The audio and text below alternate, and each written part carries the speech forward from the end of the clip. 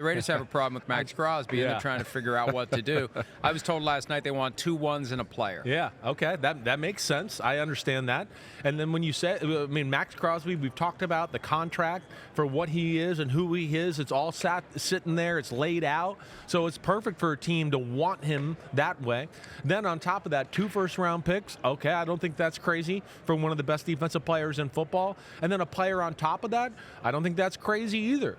I can understand that asking price. I thought maybe they'd come out with something even higher than that.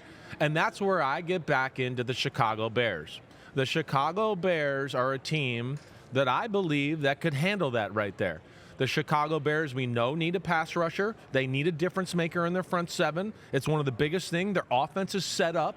It's all about the defense. And I'll say this on top of it, the player added, they have DJ Moore.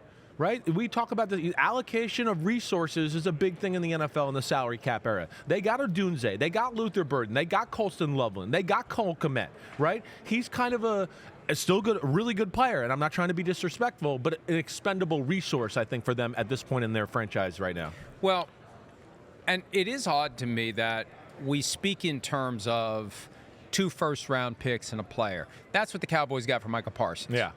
And Jay Glazer at one point said, hey, Maxx Crosby could get more because it's happening earlier in the year. There's more teams that and may come to the table. contract's done. But there's still a huge difference between top of the round and the bottom of the round. Yes, there is. And if you do get someone like the Bears, they're picking low. They're likely going to pick low next year. I think it creates a greater urgency to get a better player.